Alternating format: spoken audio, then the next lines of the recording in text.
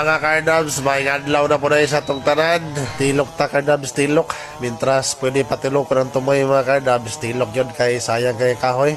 Nagko pamangod po mga kardabs.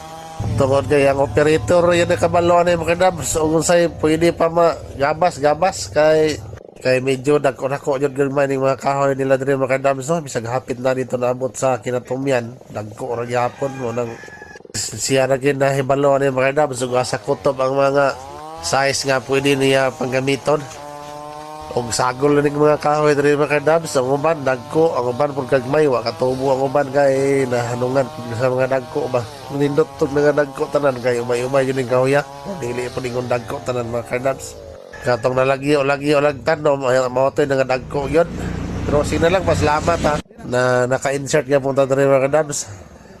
Mao na ni kardabs og putol ni Elmer.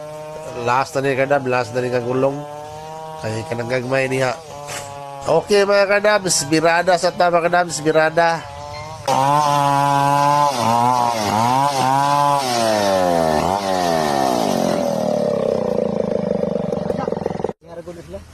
Controller na to rin mga kardabs, ang apil nagligid sa kahoy.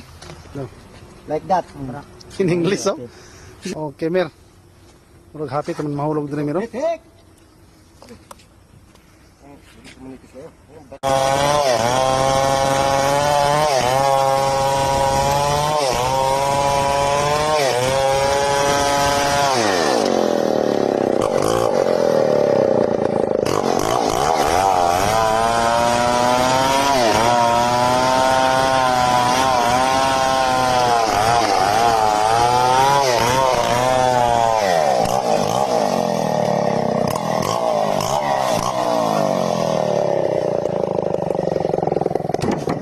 Bukton ba na?